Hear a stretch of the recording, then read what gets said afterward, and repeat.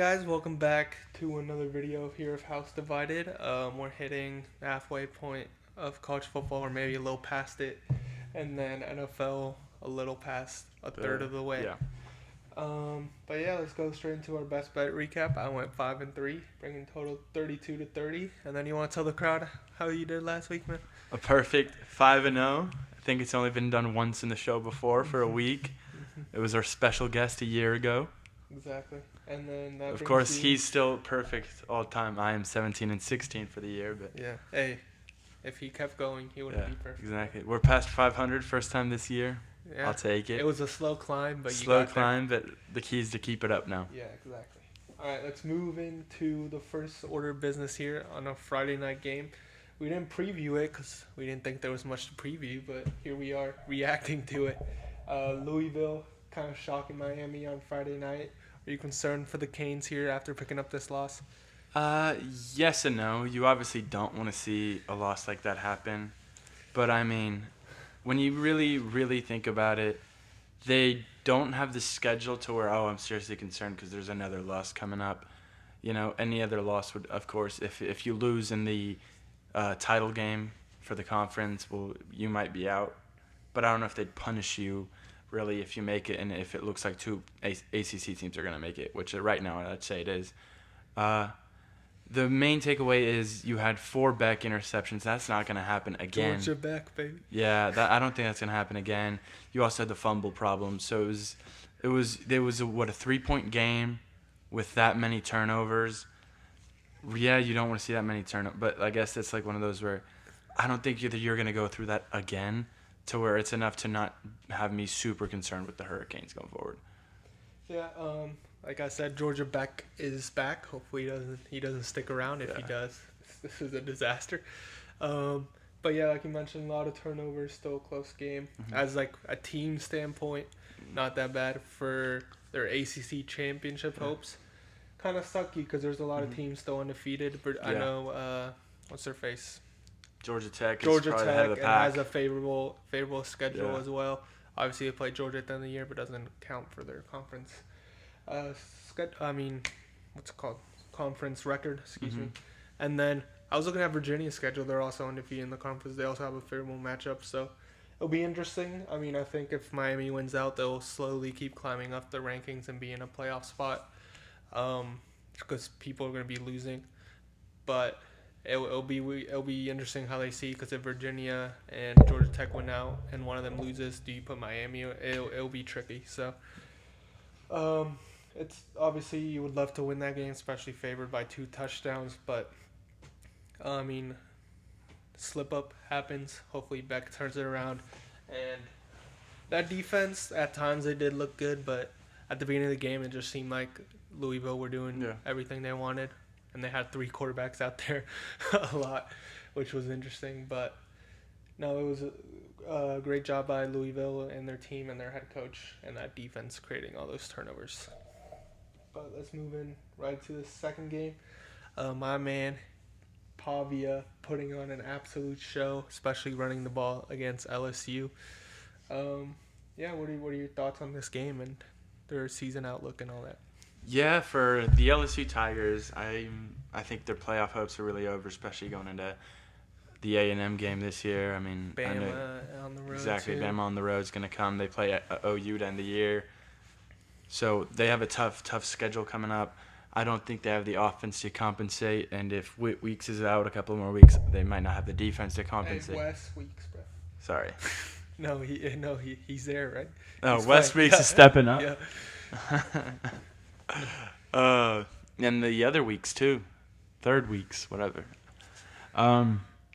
So I think their title and playoff push is kind of done for the Tigers. But for Vanderbilt, I don't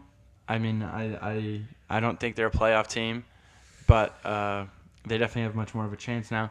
You obviously have a ranked game again this week against Mizzou. You play another ranked opponent in 2 weeks from now with the Texas Longhorns. So you still have a hard schedule, and I don't know if they're the ones who can. They're the type of team that can make it through the gauntlet.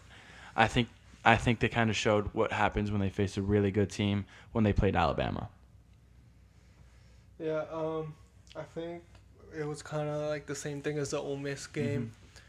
for LSU defensively, they couldn't stop the running quarterback and them scrambling when the pocket collapsed. And I mean, there was multiple times they had it covered, and then Diego just Pavia got away, and made 20, 30-yard runs, touchdowns. Yeah. So I think that was a big issue in the Ole Miss game and this game as well. That's what happens. You lose your starting linebacker. Yeah. And then, but he was there. He was there for Ole Miss? Yeah. Yeah, he was there. Weeks was there for Ole Miss. Yeah, but it was worse this game, obviously. But and then on the offensive side, they looked good that first half. I don't think they played maybe once, and they were moving down.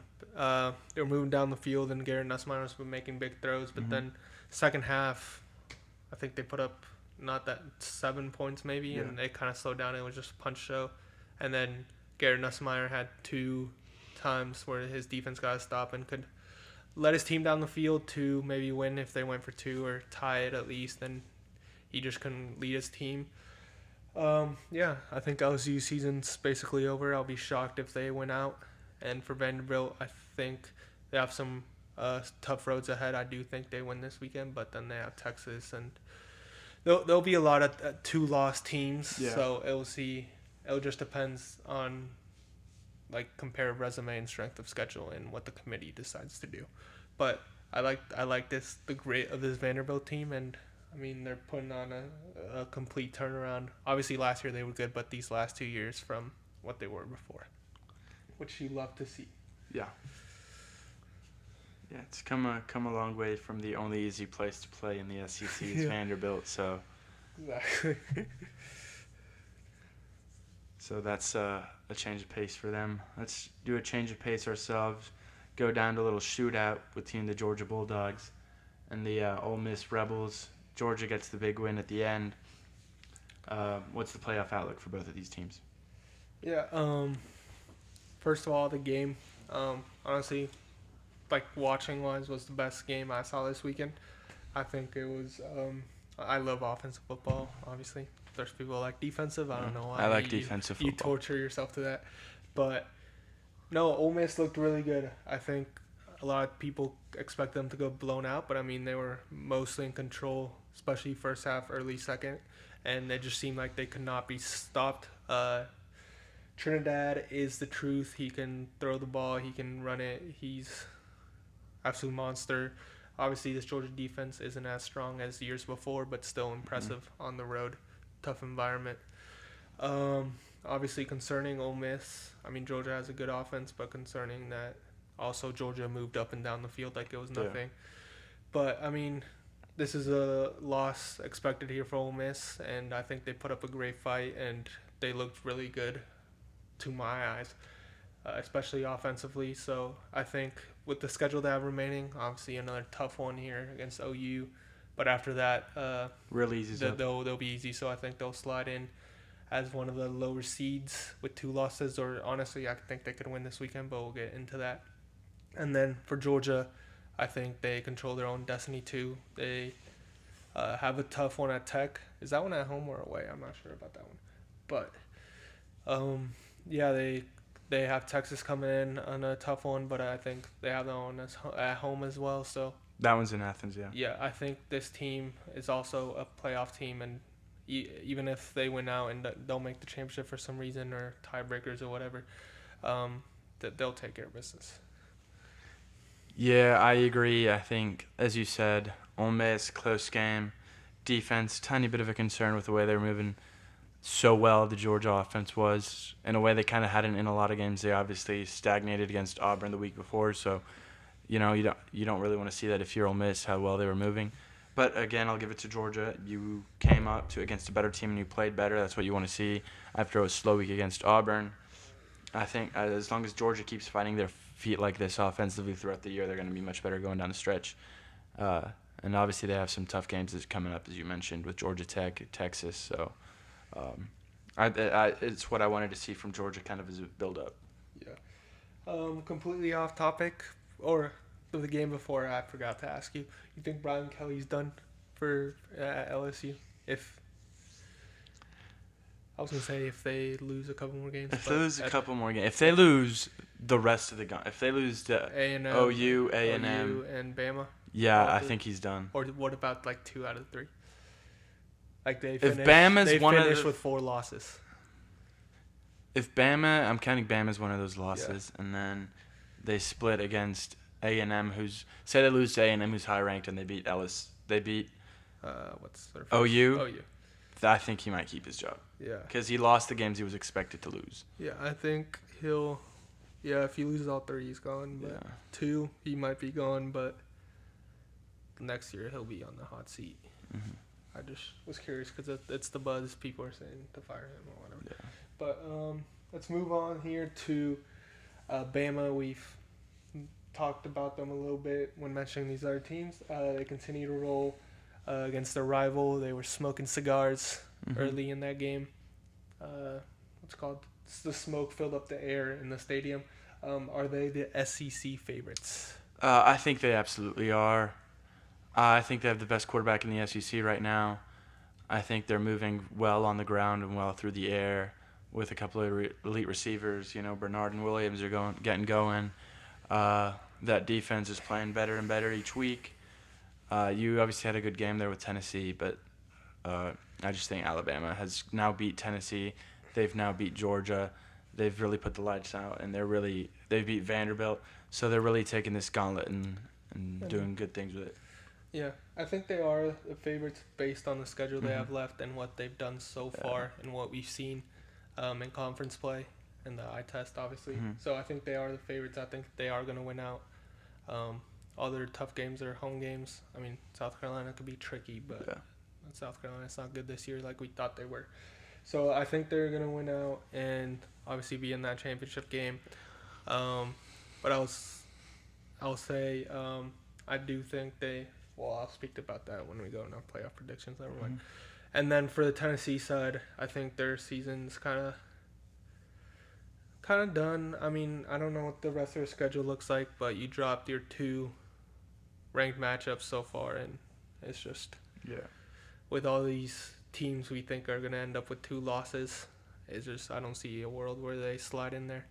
But Ty Simpson, another great game, and he's looking like. Well, he is probably the Heisman favorite, and he's, to me, looking like the best quarterback in the country, not even his own conference. So, what a turnaround after week 1. Who would have thought this team would look as good as they do? But, hey, props to the board for relaxing his guys and believing in them, and shout out to his guys for getting going. Yeah.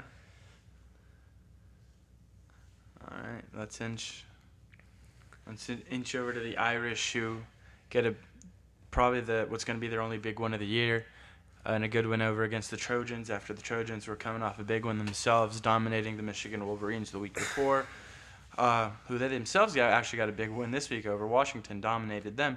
But the Irish get their big win, probably their only signature win of what we're going to call the 2025 regular season. Does this cement a playoff berth for them with the expected losses ahead of them with Big Ten games and SEC games? Yeah, man. Clearing spots up for them. They're ranked, 13, 14? 13, Yeah, man. So a lot of those teams are going to lose 1 game, maybe 2 fall out. They'll slide right in there.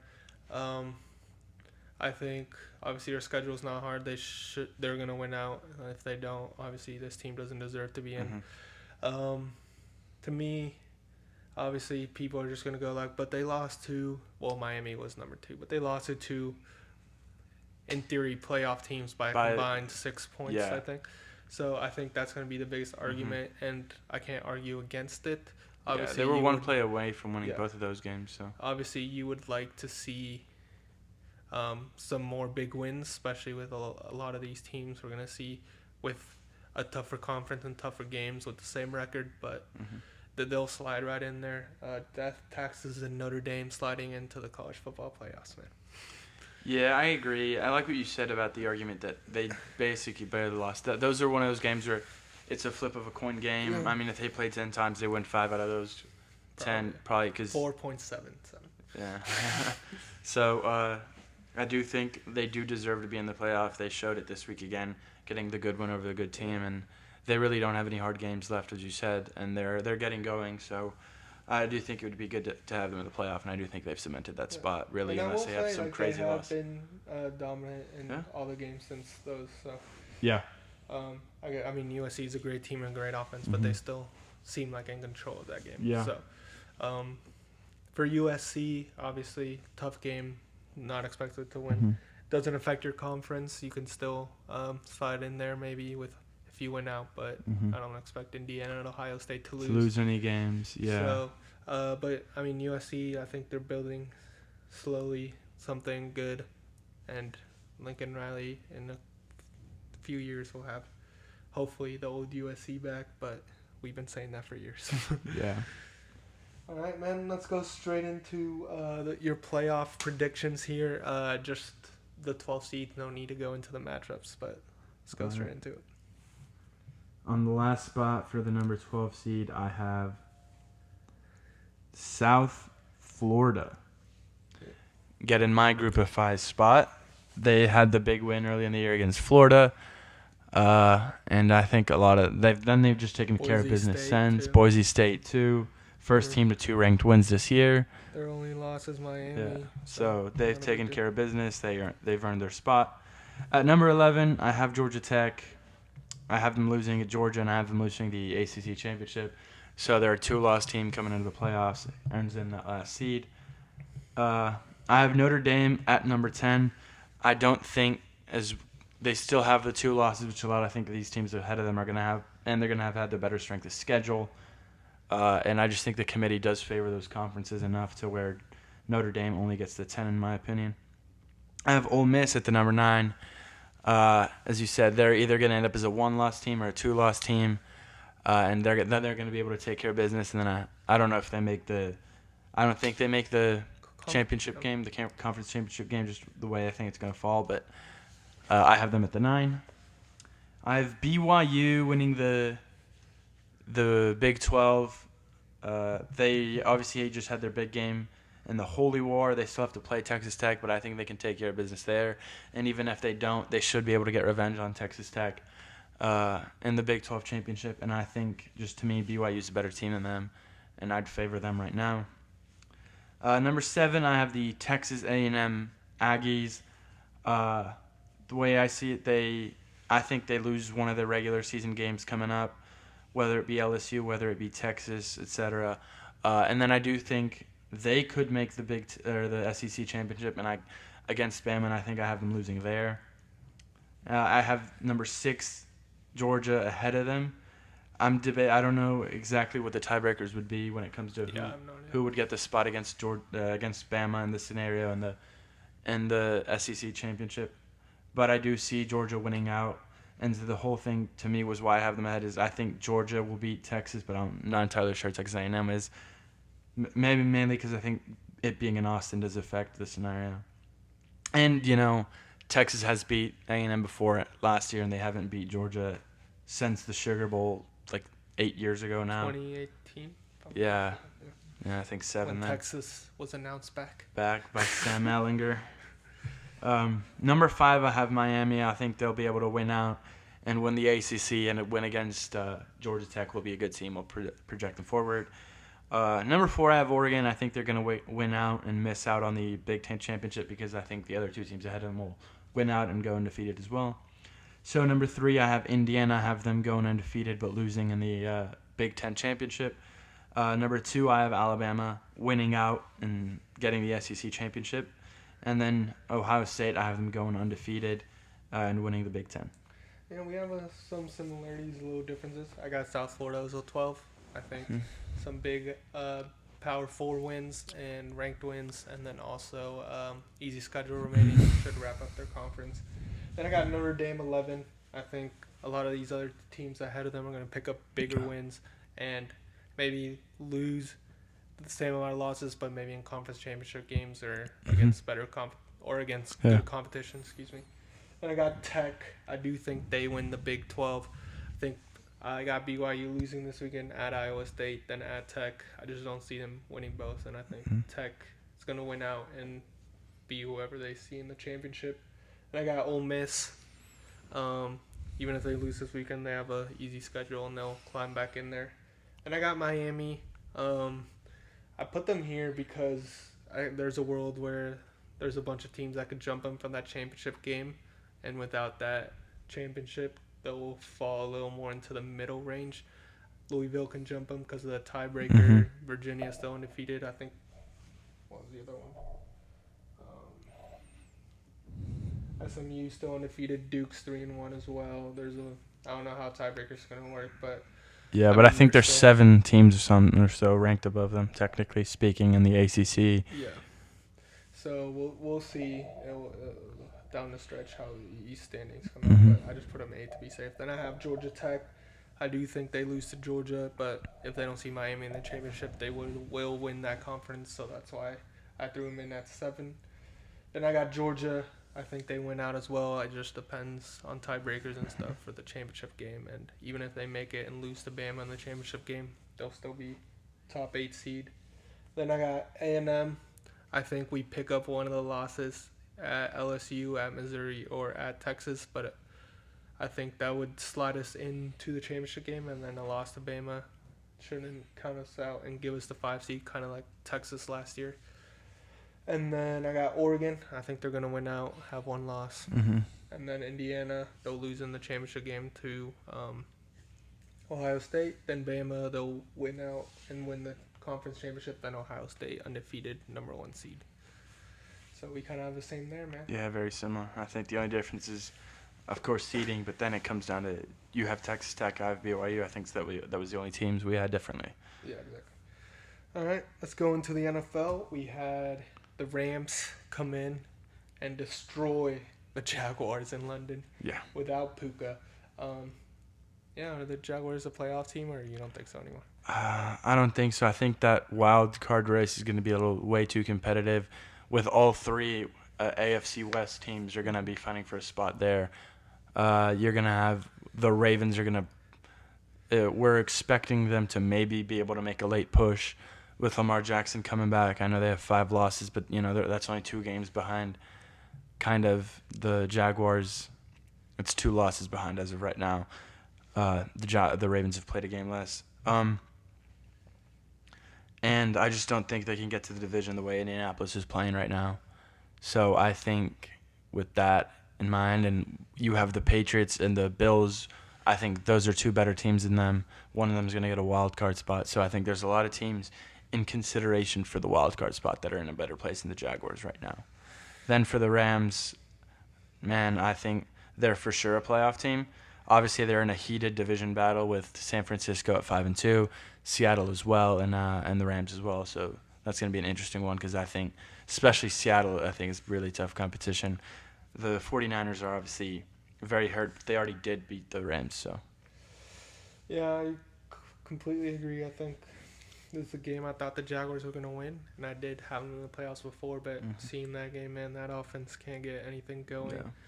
Yeah. And I mean, the Rams being out and just Matthew Stafford still being able to dot him up, and I think 5 touchdowns, right? Yeah.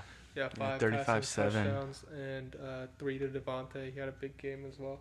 So, like you said, it's going to be interesting to see that division play out. I think it's all going to come down to their head-to-head matchups, especially with the Seattle and LA.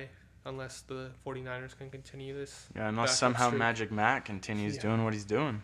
Yeah, but, I like the Jaguars, man, but they're still a couple years away, man. But let's move into a team you mentioned in their division that continues to absolutely kill everyone. The Colts take care of business and move to 6-1 versus the Chargers, man. Are they your AFC favorites? I think they have to be the favorites to get the 1 seed at this point. Yeah. I think they're in the weakest division. I mean, in a way, the AFC North looked like the weakest division. Yeah. But, I think they're going to be able to tear themselves apart in a way, especially with Lamar coming back and maybe Burrow being able to play spoiler once he comes back at the end of the year. And they obviously have already started playing spoiler. They just beat the Steelers with Flacco. But I do think the Colts are in a division where they can take care of business pretty easily, is what I'm trying to say. And I just think they're very, very good. They have the most efficient offense we've seen in a very, very long time. They're scoring whatever they want. Their quarterback is playing fantastic football. The passing game is really good, and then the rushing game is just insane. Jonathan Taylor's been absolutely phenomenal this year, and that offensive line is blocking really well for him. So, I think they have to be the favorites as of right now, for sure. Yeah, For the 1 seed. No, yeah. Obviously, once it comes to playoffs, things are different. No, I agree. Yeah, they're the favorite for the 1 seed, and they could also honestly win if they continue to play like this the whole in the playoffs. Yeah, if they can play like this in the playoffs, they should be the playoff favorites. But can't doubt Mahomes in the playoffs, but that's too far in the future. But no, this Colts team, this offense is ridiculous. This defense, we say it every week, just turnover machines. Yeah. They kind of a little concerning. Herbert, obviously, it was a comeback and they were playing a little more soft coverage, but Herbert was a little dotting them up there in the 4th and 3rd. But they can run it, and with Taylor, Abdullah had some big runs as well in that game.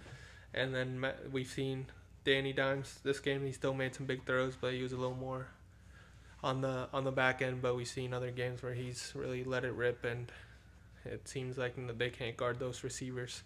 So, no one expected this coming in, and they're really good. And I think they play the Titans this week, if I'm not mistaken. They do play the Titans. Yeah, so they'll move to 7-1, man, and they'll continue rolling. But what a team! And then for the Chargers, what is that? 3 in a row, 4? I think it's 3 of the last 4. 3 of the last 4, man, and obviously your tackles being out is not good, and I think their defense backup is not playing the greatest ball. Yeah, their backup tackle got hurt during that game, and you hate to see it. They could still fight for the wild card spot. They have a good enough team. Hopefully their running backs come back, or I think Najee's out for the season right now. Najee's done for the year. Yeah, I think. And it's been 2 weeks without Hampton already, so you're seeing another 2 or 3 weeks without him. Yeah, that'll be a good jolt, but yeah, they just need to get this defense a little back, and they'll have to play more like an explosive offense and more just defensive type to win games against good competition. Obviously, against good thing is you're also a couple weeks away from getting Alt back, which is going to be very important. A couple weeks from getting Hampton back, which is going to be very important. Yeah, but I don't think they'll win the division, but they could sneak in that 7 or 6 seed. Yeah. If they get momentum in the opposite way.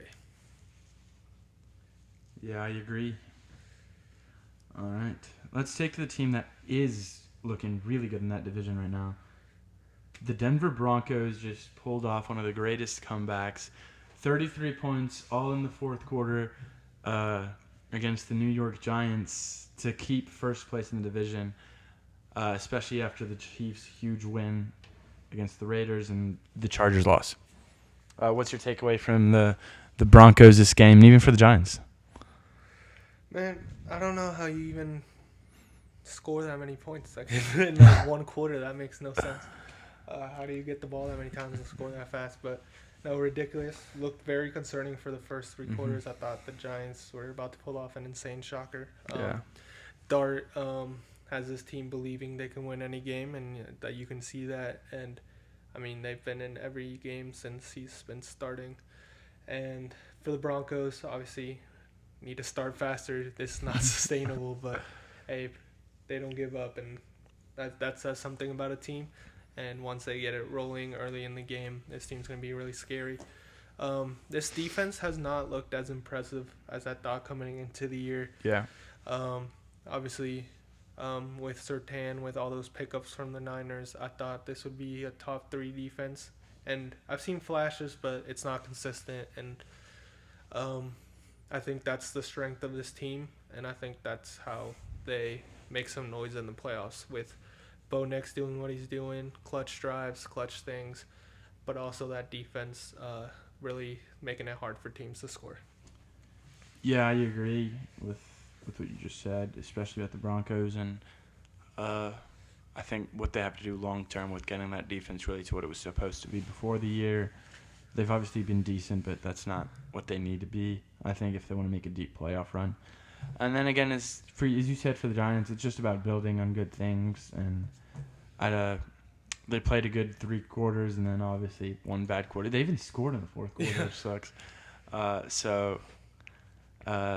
You just want to. The important thing to the Giants is you need to build on the successes of Dart, and as much as this loss stings, it's not so terrible. He played a good game, and you're getting the building blocks, the foundations, which is what matters. I think this year for the Giants, like you said, is just building and getting Dart more comfortable, learning. And I think next year or this offseason, I mean, we've seen a lot of teams go all in with their rookie contract quarterbacks, and I think the Giants have a lot of pieces with Neighbors, with Scatabo on a friendly deal, with Dart, with their D-line who's young and very talented to go all in and maybe spend a little money, make some trades, and see what this team can look like with some boost that offensive line a little. With a competent line, with competent secondary. Maybe get a second with good a wide receiver too. Yeah.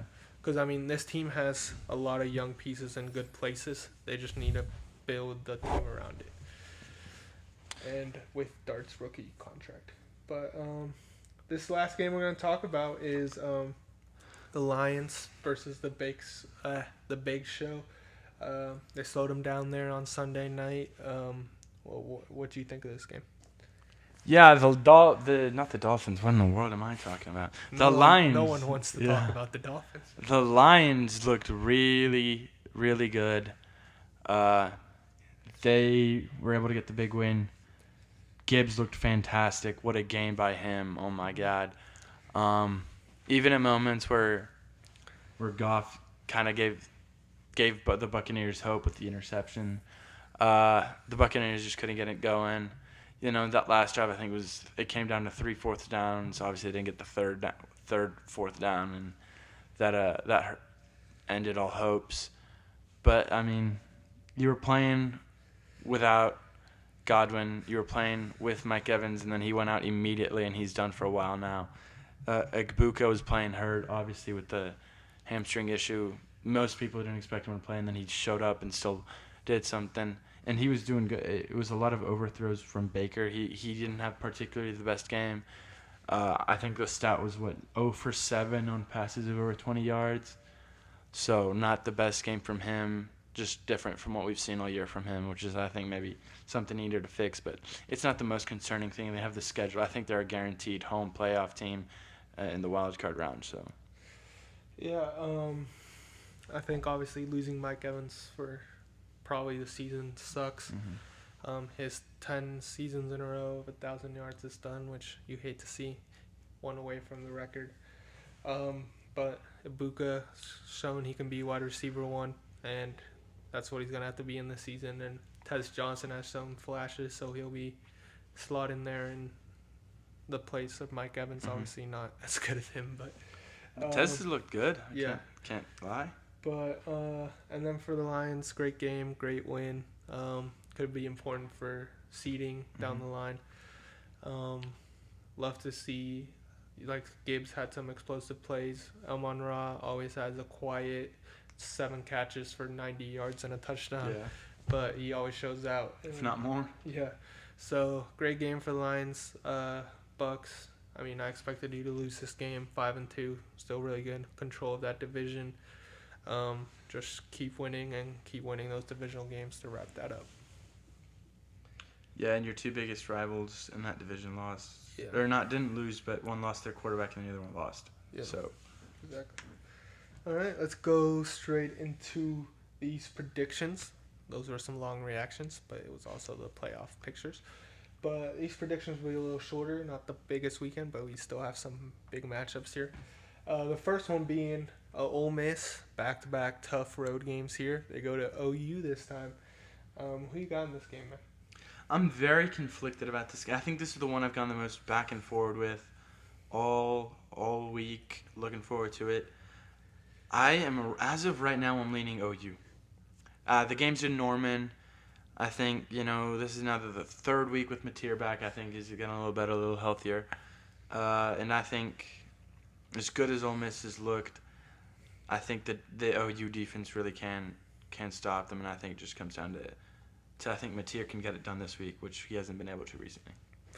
Yeah, I'm actually going to go the opposite way here. I'm going to go with the Rebels. I think it's going to be a really close game. Obviously, Norman, tough place to play. OU's a great football team, great defensively. I just really liked what I saw from Ole Miss last week. I think Lane Kiffin has a pretty toy to play with.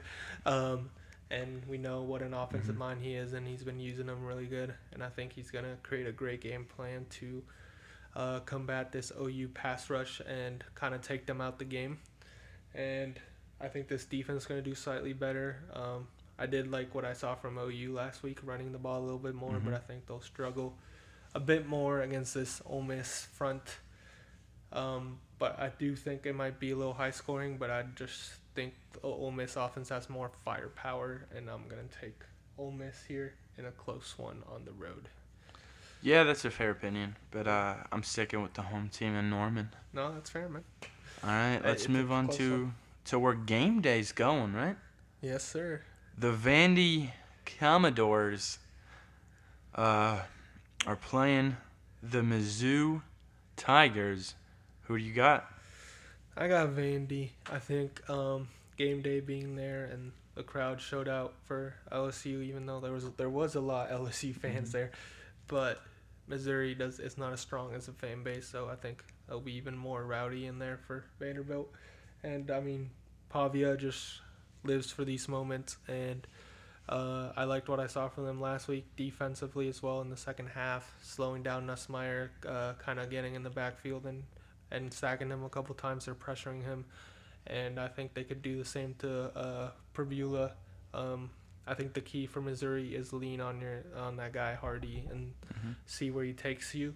But I think that Vanderbilt team's going to be too amped up and pick up another ranked win at home. All right, we're going against the usual grain today. I'm going to have to disagree again. Oh, wow. I got the LSU Tigers. Like you said, I think the weakness or what LSU couldn't do has been run. They tried to lean on Nussmeier, and that worked a little early, and then they got shut down. I think the running game with Hardy and even Pribula is going to be able to succeed against Vanderbilt. And I think they're going to be able to get the win. I think it's going to be a bit of I think it'll be a close game because I think Vandy's going to be able to strike back against that Mizzou defense sometimes. But I'm going to go with the Tigers. Damn, man. I didn't expect that one, I'll be honest. All right, man. Let's move on to your team. There wasn't that many big games, but I wanted to throw you in there. I appreciate it. Because you guys have a tricky test there in Stark against Mississippi State. Can the Bulldogs shock the Longhorns, man? Or will they? I guess they technically can. I'm going to go with no. They won't. Another rough road test, against an elite competition. I think it was Mississippi State. That was the betting favorite to win the national championship at the beginning of the year, right? Yeah. There was some school with the state. It might have been Ohio State. You know what they were favored for? To win the least amount of games in the conference. Yeah. That's what it was. Yeah, we've seen Mississippi State being able to scare some teams, and we just got scared recently, obviously, by Kentucky. But I think that defense is really getting things going. They obviously had a rough game prior to the bye week against Florida, or after the bye week against Florida, where they were able to play well, and Lagway got going, so we were all confused. Oh my God, Florida's gonna. No, it was just our defense had a rough game. But since then, they completely shut down Mateer and OU. They kept us in the game when our offense really didn't want to be in the game against Kentucky. So I think the defense is really going to be able to do good stuff to stuff that Mississippi State offense. And then I don't think the offense will have another game as bad. I think they'll bounce up to be enough to where we can win this game. They won't be as bad as they were against Kentucky. If they can play how they played against OU, which I don't think was particularly spectacular, I think the kick return or the punt return helped a lot that game. I think they'll be able to handedly beat Mississippi State. Yeah, man. This is a weird one. I want Texas to win because I want them to keep rolling and be at their best for that last weekend of November. Yeah. And I wanted to see people get their hopes up. But I just have a weird feeling, man. I have a weird feeling that Mississippi State is going to win this game. I think they're going to be rowdy. Texas coming in there for the first time in a while. They're annoying with their bells. Don't like what I've seen from Texas. Offensively, we've seen Mississippi State shock Arizona State and then almost shock Tennessee. Even though I do like this Texas defense a lot, I think Blake or Mississippi State's gonna pull off some weird stuff, some dark and no magic. Michael Taft too, so Yeah, later the defense that could is help. gone. That's concerning. Yeah. So I'll give you that. I do think Mississippi State could pull off a shocker here, and you know what? Yeah, I'm gonna pick them to win this game. A close, ugly game, kind of like that Kentucky game. I mean, Kentucky was 1 yard from winning that game, so. It's a game of inches, man. Yeah, it is. But yeah, I'm gonna take Mississippi State here on this one, which is crazy. But this last game, night game, Baton Rouge, A&M has not beaten LSU at home ever, or maybe in the 1900s, but not in a while. I think that it's now like at 15 in a row the home team has taken this matchup. Will A&M end the little home streak both two teams have in this matchup? I think they will. I'm just very concerned with the way LSU is playing right now. They've really had that first half against Vanderbilt was kind of the best offensive half they've had all year, and then they still fluttered and didn't do anything the second half. They're playing, in my opinion, a better defense in A&M this week. Slightly, but I still think it's better than that Vanderbilt defense. They haven't been particularly living up to expectations. Maybe they had it early in the year, but they've been good enough to where they're definitely better than Vanderbilt, or slightly better than Vanderbilt. And then defensively, I don't know if Weeks is going to play again, but I do think Marcel Reed can attack you and beat you in the same way Pavia was doing, but he can also beat you in a way Pavia wasn't doing, which is the way they've been winning games right now. When it's the passing game, it can explode at any moment with Craver and Concepcion and I like and the Marcel. way you said that. Concepcion. No, I like that, dude. All right, and just Reed has really been distributing the ball well this year. So I got the Aggies ending your streak.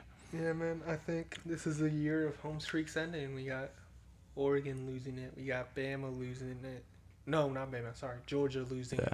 And obviously, this is like a match of streaks, so it's different. But I think this is another one that goes down with a lot of what you said. I'm not going to lie, watching that first half against Vanderbilt, watching Nussmeier kind of nod up, I was like, oh, we're scared. Like, I'm scared. Like, but then I saw a second half, I'm like, no, we're good. And I think a lot of what you said, I think, that they will be able to move our ball against our defense, but I think our defense can get to Nussmeier kind of like Vanderbilt did and rough him up a little bit and put him on the ground and create like deeper down situations, or at least throw him off his rhythm. And I think offensively we saw Trinidad did do what he did and Pavia did what he did, and I think these receivers and Marcel Reed are better than that, and his running ability is as good as theirs. So, and our running game as a whole is better than theirs. So I think we're gonna win. It'll be an ugly, well, not an ugly game, but like an ugly win. Like, oh, we scraped by. You know what I mean? Yeah. Because it's a tough place to play at night, and it's a great team. So, but I think this is a game we have to win to kind of prove to the country we're for real this year and not just hyped up at the beginning and then fall apart at the end. Yeah, I agree. Let's go to the NFL here. Can the Cowboys upset the fourth quarter Red Hot Broncos in the Mile High City? I'm going to go with no. I didn't particularly love what I saw from the Broncos on Sunday, and the Cowboys have looking better. They got CD back. That defense, I just think, is specialized to where Denver's offense is going to be. Offenses, period. But I think Denver's offense is really going to rotate. And I just think it comes down to Denver's defense is going to be able to get stops on Dallas's that I don't think Dallas's can get on Denver's. So, and I think Bo Nix is playing decent ball, build on the momentum in that fourth quarter. He hasn't been spectacular, but he's been good enough. And the receivers have been good enough. And I don't know, I'm just feeling Denver on this one. Yeah, man. This is where my bias comes into play. I'm going to pick the Cowboys.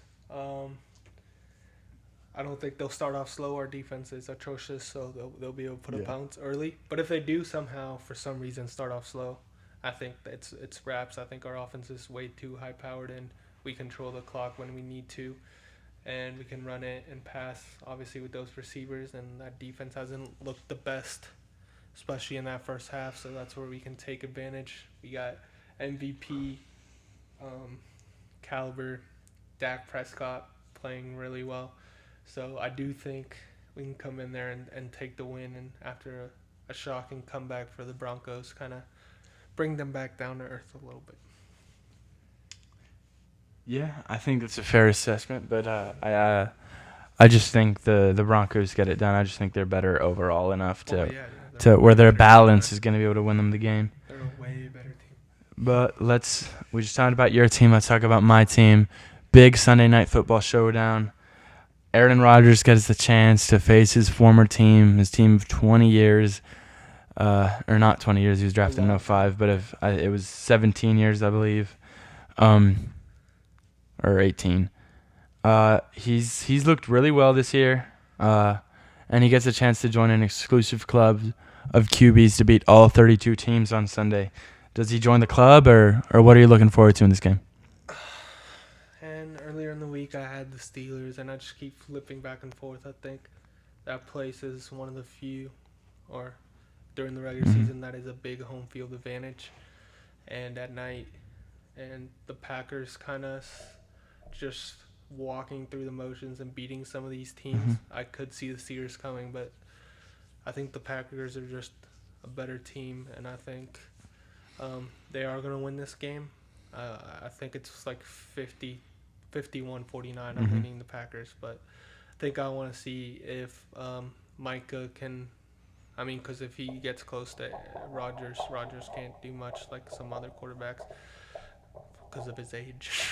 But no, I think the key for Pittsburgh is getting rid of the ball quick and leaning on that running game, and which they can. But I am going to pick the Packers, and I'm just looking to see if Jordan Love, under the lights in a big game, can take care of the ball and lead his team to victory here.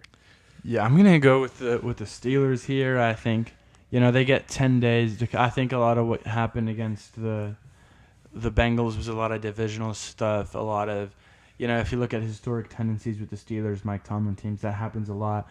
But then when they do have these long weeks, they tend to bounce back really well. So I think they're going to be able to do that. I think the defense, I don't think they're going to do anything spectacular, but I think they'll play a little better than the Swiss cheese defense we saw a week ago, other than the first quarter. I think that Steelers offense is going to look a little better. Getting Calvin Austin back, I think, is going to be very good. That offensive line's playing better. That run game's looking good. And I think just Aaron Rodgers is really going to want this win, so I at home and everything. And, the Browns beat the Packers and the Steelers dominated the Browns. So clearly beating the Browns is all it takes to beat the Packers. Yeah, and I mean we've seen the Green Bay struggle defensively at times. So I think there was the Dallas game. Obviously, we're not Dallas's offense, but 40 points against them there. So, and then you mentioned Micah. Surprisingly, we were able to shut down Myles Garrett, and Micah's been shut down the Dallas game. He didn't really do anything until overtime. So, maybe we can watch the film, do something similar, and I think we can win this game. No, like I said, 51-49. Yeah. This last game we're going to talk about, another Chiefs primetime game. All right, Monday Night Football. Can the Chiefs keep their momentum going against the Commanders?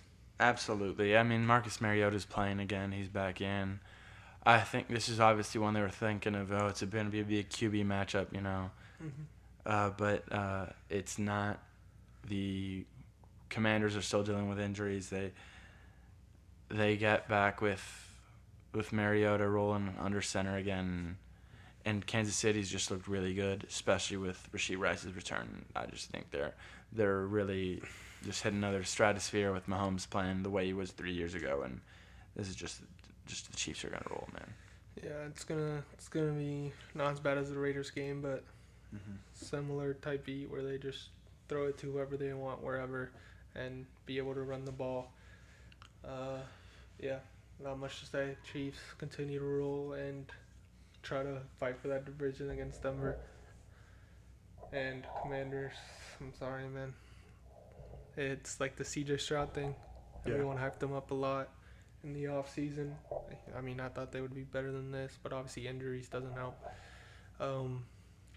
But, yeah, a little sophomore slump. But Daniels hasn't even played that bad just for the team. And No, he's just gotten hurt. Yeah, and He was good against the Chargers. Yeah, he was looking good early against Dallas, but it looked like they were going to lose that game with or without him. But all right, man. You want to go straight into your fantasy explosion place? Let's go right into it. My first player is facing the fantasy defense that is 32nd against wide receivers. And I think it's a team that's going to be down the entire game because they're playing maybe the best team in the NFL, the Indianapolis Colts. The Tennessee Titans are going to be throwing the ball a lot. And I think a guy who's put up a couple good games together, it's Elik Ayamanor, or however you pronounce that last name. Mm-hmm. I think he's going to have a great game, sitting only at 10 projected points. I think he might be able to get a good amount of catches, a good amount of yards, maybe a touchdown, and I think he can easily surpass that 15. Next is a guy I've ran with a couple of times already, and it hasn't exactly been what I want with him, but I'm sticking with it. I'm going with Rome Odunze. He's facing Baltimore with 28th ranked defense against receivers. I think it's going to be one where they're trying to pass the ball. It's going to be high scoring with Lamar's return and the Bill. I think the Bears are the only team that's put up, more than like 21 points in every game this year. So I think it's going to be a passing game, and I think Caleb's going to look to roam. And lastly, I have Breece Hall, projected 14, is facing the Cincinnati Bengals defense, which is ranked last against the running back. It's been a couple weeks now where the running backs really are able to ground and pound against them. Pittsburgh did it last week. Obviously, the running backs didn't get into the end zone because of what Pittsburgh did in the red zone. But I do think Breece can do it, especially with what it looks like it's going to be Tyrod Taylor playing in there for the Jets. So I think Breece is due for a good game here. Yeah, man. I went Saquon versus the Giants. I think after losing on Thursday night to them, and Saquon only got 7 or 8 handoffs, they're going to realize they need him to win. We saw what he did last year against them in New York. I think he had a chance to come back in for his career game, but he said, let the boys eat. So I think he's going to eat himself and go off this week and show fantasy managers, like, relax, I'm back. Then I got Bijan.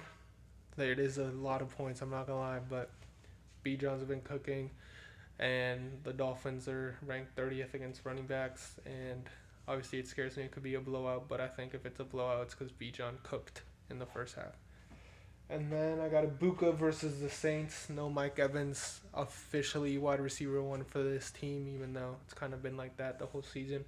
I think they're going to try to bounce back, come out hot early, and Baker's going to go to this guy, Mike Evans. Ibuka. Sorry. And then let's go straight into your best bets, man. All right. This is a team that it's a rivalry game. You got the Paul Bunyan Trophy on the line. It's a team that I think really found their style. They were able to play dominating rushing football, Michigan football, last week against Washington. They beat him handily, and I think Washington is a much better team than Michigan State. And I think Michigan minus 14 is safe. I think Michigan State has lost by more than 14 for a couple weeks now. They obviously lost like that against UCLA, and I think Michigan's a far better team than UCLA. So I'm going to go Michigan minus 14. Next, I think you're going to like this one. I have the Texas A&M money line. We went into detail about A&M and how I think they're very good. I think they're going to be able to beat LSU through the ground and through the air, and I don't think LSU will be able to keep up. And lastly, I think the team that's been the hottest in college football, I'm going to go with debatably with the hottest team in the SEC. I'm going to go Alabama money line. Another somewhat big what we thought would be a big game against South Carolina, but it was a good number, so I'll take it. Then for the NFL, whoa, minus the points or just money line? Money line. That's minus 1,000, dude. We're not allowing. No, these. It was like 200. No, it's not. Dude, yes, it is. No, they're favored by 13 points. It is not minus 200. Dude, I swear it's it was 200. minus When we're just padding our record like that. No. When I checked, it was 200. Or I might be confusing with some, but I'm pretty sure. I think you are, dude. It's like minus 500. Well, I thought I clicked on that one and it said 200. Oh, it's 450. Yeah, no. No, we'll switch it up. I'm not allowing it. I'll You can just delete it. You don't have to add Yeah, it. I'll take it off. I'm like, for sure, we're not padding our records like that, man. No, I must have seen the one below it while I was clicking on it. That's what I thought. That happens. Technical difficulties, yeah. Next, I got the Bills -7. Comeback from the bye week after a loss against the Falcons. You're going up against the Panthers, who are going to be without Bryce Young. I think this is just a golden opportunity to get right and win big. Next, I have the Buccaneers -4.5. The Saints have just not been able to keep up with worse teams so far. The only team they've beat is obviously the Giants. They just lost by more than 5 to the Bears, and I think the Buccaneers are a better team. So I think the Buccaneers bounce back with a big win over the Saints this week. And lastly, I have the Broncos money line. Big game against the Cowboys this week. So far, they've owned the NFC East. Wins over the Giants, wins over the Eagles, and I think they get it done against the Cowboys this week. All right, man. I don't like that last one, but besides that, Of course you know. All right, I got Ole Miss +5.5. I've said they can win this game, but if they don't, I think they'll keep it within because they can keep up with that offense. Or if it's an ugly defensive game, you take the points. Then I got Iowa State -2.5 versus BYU. They're at home, tough environment. I think this is an upset, and they're favored for a reason. Then I got Vandy -2.5. I think they're going to win this game, and I don't mind laying a field goal. And I got Mississippi State +7.5. We've seen this offense not being able to put up points, so even if Texas wins, I think they can keep it within a touchdown. If it's less than a touchdown, I wouldn't take it, but 7.5 touchdown seems reasonable. And then lastly, same as you, A&M money line. Not more explanations. Then I got the signature parlay here for the NFL. Patriots money line and Falcons money line. 2 teams favored by around 7 points. Don't like the spreads, but like them to win against bad competition. And then I got Cowboys +3.5. I do think we win this game, but if we don't, I think, especially with the Broncos' tendency of playing close games, I'll take a field goal with a good offense or an elite offense. And that's all I got. Anything else you want to say? No. Go support the Steelers, guys. Yeah, everyone go support the Steelers. No, enjoy this weekend. SEC heavy slate like it always is. Yeah. But usually there's some sprinkled in good games. But this week it's just pretty heavy on the SEC. Yeah. But enjoy those games. Enjoy the NFL. Hopefully you win in fantasy and your bets and tail our bets because we're both positive. So thank you. For the first time in history. Yeah, I think so. Yeah, because last year I don't think I was ever maybe like week